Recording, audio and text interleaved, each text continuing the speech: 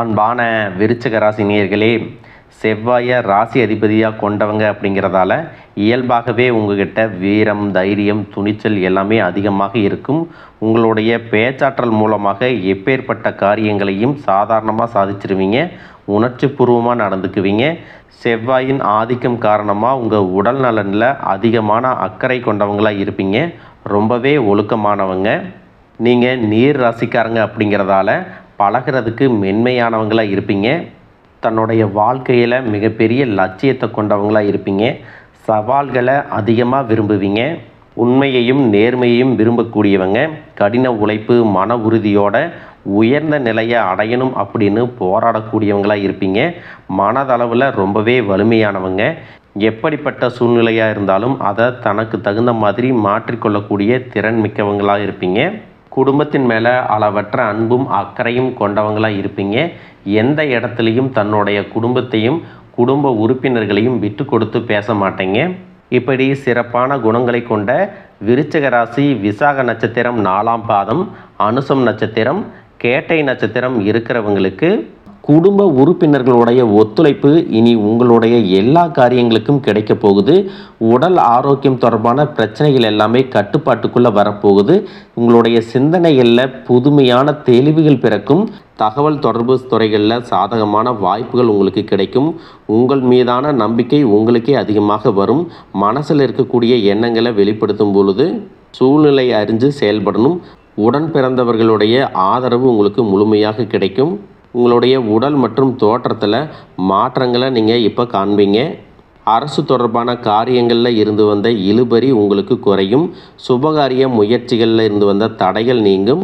சில ஜோதிட சூட்சமங்களை நீங்கள் சரியாக பயன்படுத்தினீங்கன்னா உங்களுக்கு சிறந்த வாழ்க்கை துணை மற்றும் சுகமான இல்லற வாழ்க்கை கிடைக்க போகுது. குடும்ப உறவுகள் மற்றும் நண்பர்களோடு சின்ன சின்ன மனக்கசப்புகள் ஏற்பட்டு பிரிஞ்சு போயிருக்கிறதும், தொழில் மற்றும் வியாபாரத்தில் ஏற்பட்ட நஷ்டம் காரணமாக மன அழுத்தம் இருக்கிறதும், நீங்கள் எந்த ஒரு நல்ல விஷயத்தை செய்யணும் அப்படின்னு நினைக்கும் போதெல்லாம் அதில் ஏதாவது ஒரு தடைகள் ஏற்பட்டு நம்மளுடைய வாழ்க்கை எப்போ நல்லபடியாக மாறும், நல்லது எப்போ நடக்கும் அப்படின்னு ரொம்பவே எதிர்பார்த்து காத்துட்டு இருந்திருப்பீங்க. நீங்கள் என்னதான் நல்ல விஷயங்களை நினைச்சாலும், நல்லதையே மற்றவங்களுக்கு செஞ்சாலும் உங்களுக்கு தொடர்ச்சியாக கஷ்டங்களும் பிரச்சனைகளும் மாறி மாறி வந்துட்டு தான் இருக்குது. அதையெல்லாம் மறந்து தான் உண்டு, வேலை உண்டு அப்படின்னு இருந்தாலும் மனசுக்குள்ளே ஏதோ ஒரு கவலை, ஏதோ ஒரு குழப்பம் உங்களை அதிகமாக யோசிக்க வச்சிட்ருக்கும். யாராவது என்னுடைய குழப்பங்களுக்கு பதில் சொல்ல மாட்டாங்களா, நல்ல தீர்வு சொல்ல மாட்டாங்களா, கடைசிக்கு என்னுடைய கஷ்டங்களை காது கொடுத்து கேட்க மாட்டாங்களா, ஆறுதலாக 4 நல்ல வார்த்தை பேசிட மாட்டாங்களா, என்னை உண்மையாக நேசிக்க மாட்டாங்களா, எதிர்பார்ப்பு இல்லாமல் என்கிட்ட பழக மாட்டாங்களா அப்படின்னு தான் நீங்கள் ஆதங்கப்படுறீங்க. இப்படி நினைக்கக்கூடிய உங்ககிட்ட நான் சொல்லக்கூடிய ஒரே ஒரு விஷயம், உங்களுடைய வாழ்க்கையில் உங்களுக்கு பிரச்சனைகள் இருக்குது, கஷ்டங்கள் வருது அப்படின்னா நீங்கள் நிறைய பாவங்கள் பண்ணிட்டீங்க அப்படின்னு அர்த்தம் இல்லை. நீங்கள் தவறான நபர் அப்படின்னும் அர்த்தம் இல்லை. இந்த வாழ்க்கை உங்களுக்கு சில பாடங்களை கற்றுக் கொடுக்குது அப்படிங்கிறத நீங்கள் உணர்ந்துக்க வேண்டிய காலம். சாதாரணமாக எல்லாரும் சொல்லலாம், நல்லது செஞ்சால் இங்கே காலம் இல்லை அப்படின்னு நினைப்பாங்க. நாம் நல்ல விஷயத்தை எப்போ செஞ்சாலும் அதற்கான பலன்கள் உடனே கிடைக்கலைனாலும் அது காலதாமதமாகத்தான் கிடைக்கும் அப்படிங்கிறத நீங்கள் புரிஞ்சுக்கணும். கெட்ட பேர் வாங்கிறது ரொம்ப ஈஸி, சில நிமிடத்தில் நடந்துடும். ஆனால் நல்ல பேர் வாங்கிறதுக்கு ரொம்ப வருஷம் ஆகும். அதனால் எப்பவுமே எதிர்பார்ப்புகளை குறைச்சிட்டு எப்பவும் போல் இயல்பாக இருக்க நீங்கள் பழகிக்கணும். இப்போ வரைக்கும் நீங்கள் எப்படிப்பட்ட கஷ்டமான சூழ்நிலையில் இருந்தாலும் சரி, அதுவெல்லாம் நிரந்தரம் கிடையாது. உங்கள் வாழ்க்கை இன்னும் முடிஞ்சிடலை அப்படிங்கிறத நீங்கள் ஞாபகத்தில் வச்சுக்கணும். இப்போ உங்கள் வாழ்க்கையில் இருக்கக்கூடிய கடன் பிரச்சனையோ, கணவன் மனைவி பிரிவோ, அல்லது காதல் தோல்வியோ, அல்லது வேலை இல்லாமல் கஷ்டப்படுறதோ, இது மாதிரி உங்கள் வாழ்க்கையில் உங்களை சுற்றி நடக்கக்கூடிய எல்லா விஷயங்களும் உங்களை அழிக்கிறதுக்காக வரல, உங்களை மாற்றுறதுக்காக வந்திருக்கு. ஒரு புதுவிதமான வாழ்க்கையை எதிர்காலத்தில் நீங்கள் வாழ போகிறீங்க. அதுக்கான ஒரு அடித்தளமாக தான் இதை நீங்கள் எடுத்துக்கணும். சிலருக்கு பார்த்தீங்கன்னா இந்த பிரச்சனையெல்லாம் கொஞ்ச நாளாக இருந்தால் பரவாயில்ல, ரொம்ப வருஷமாக இப்படித்தான் போயிட்டுருக்கு, எனக்கு சுத்தமாக நிம்மதியே இல்லை, என் குடும்பத்தில் சந்தோஷம் இல்லை, என்னை எல்லோரும் ஏமாத்துறாங்க, எப்பவும் நான் மற்றவங்களுக்காக வாழ்கிற மாதிரியே இருக்குது, எனக்கு பிடிச்ச சின்ன சின்ன ஆசைகளை கூட என்னால் நிறைவேற்றிக்க முடியலை.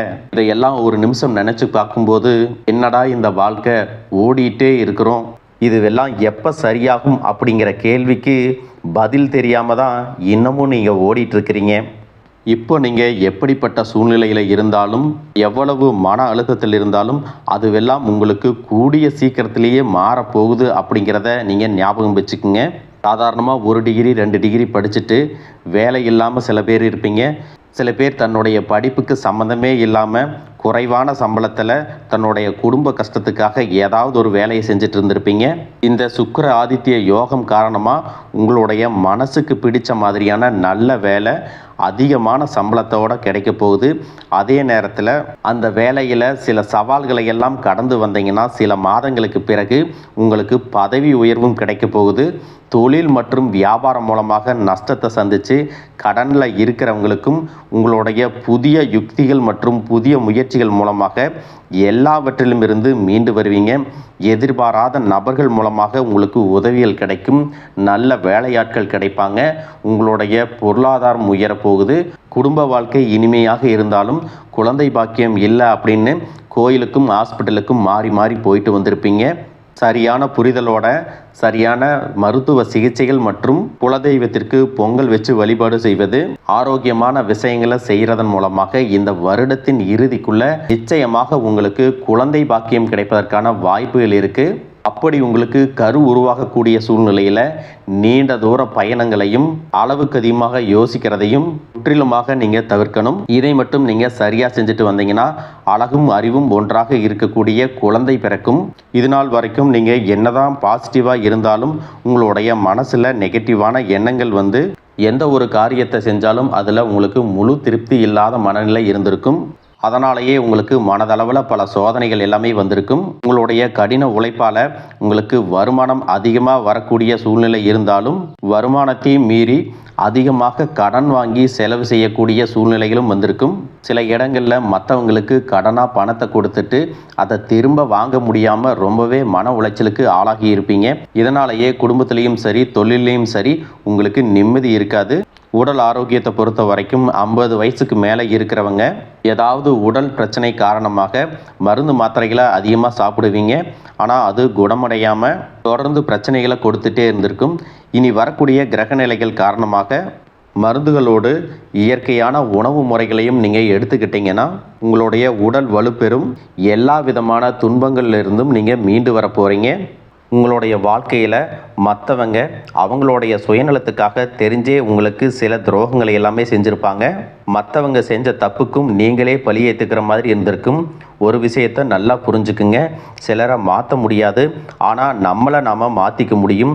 உங்களுடைய வாழ்க்கையில் ஒவ்வொரு நிலையிலையும் ஒவ்வொரு நாளும் ஒவ்வொரு செயலுக்கும் ஒவ்வொருத்தருடைய விமர்சனத்துக்கும் பதில் கொடுத்துட்டு இருக்க முடியாது. இயற்கைக்கும் கடவுளுக்கும் நம்மளுடைய மனசாட்சிக்கும் உண்மையாக இருந்து யாரோட மனசையும் புண்படுத்தாமல் நாம் அடுத்த நிலையை நோக்கி போயிட்டே இருக்கணும்.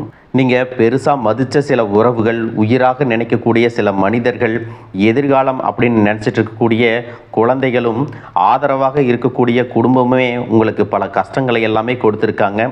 இவ்வளவு வலிகளையும் வேதனைகளையும் கடந்து இன்னமும் நீங்கள் ஓரளவுக்கு நல்லா இருக்கீங்கன்னா அதுக்கு மிக முக்கியமான காரணம் நீங்கள் கடவுள் மேலே வச்சிருக்கிற நம்பிக்கையும் இதுவரைக்கும் நீங்கள் செஞ்ச நல்ல விஷயங்கள் தான் காரணம் அப்படிங்கிறத புரிஞ்சுக்குங்க.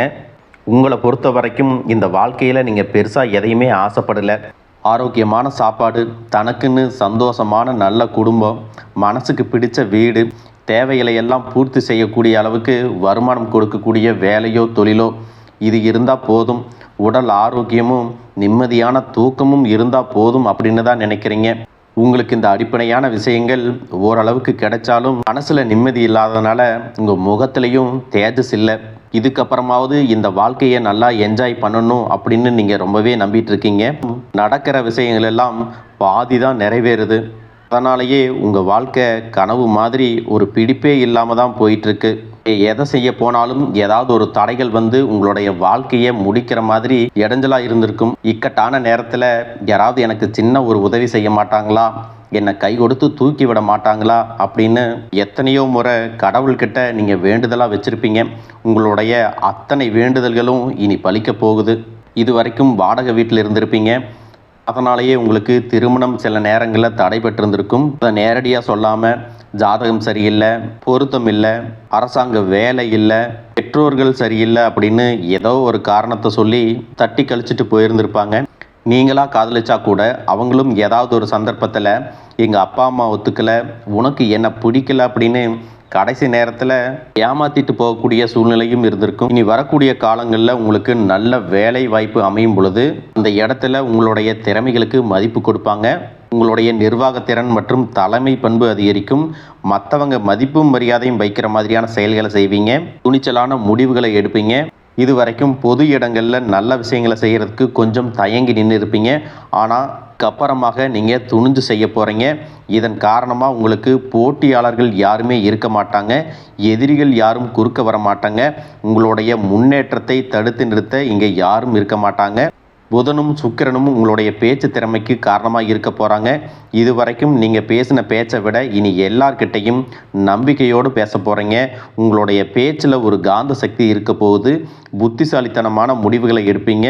உங்களுடைய நண்பர்கள் வட்டம் விரிவாக போகுது. குடும்பத்தில் நெருங்கிய உறவுகள் மரணத்தால் மன வலிமையை இழந்து ரொம்பவே கஷ்டப்பட்டிருந்திருப்பீங்க. இதற்கு பிறகு மன வலிமையோட எல்லா காரியங்களையும் நீங்கள் செய்ய போகிறீங்க. உங்களுக்கு நல்ல வாழ்க்கை துணை அமைய போகிறாங்க. அதுவும் கை நிறைய சம்பளம் வாங்கக்கூடிய அழகான வாழ்க்கை துணை அமைவாங்க. உங்களுடைய 2 பேருடைய வருமானமும் உங்கள் குடும்ப பொருளாதார சூழ்நிலையை உயர்த்த போகுது. திருமணம் முடிஞ்சதுக்கு அப்புறம் புதிதாக உங்களுக்கு சொந்த வீடு, வாகனம் எல்லாமே சாத்தியமாகும். வெகு விரைவிலேயே நீங்கள் நினைச்ச மாதிரியான வாழ்க்கையை நீங்கள் வாழ போகிறீங்க. நீண்ட காலமாக உங்கள் குடும்பத்தில் வாழ்க்கை துணையின் உறவுகள் மூலமாக நிறைய பிரச்சனைகள் எல்லாமே சந்திச்சுட்டு வந்துட்டுருப்பீங்க.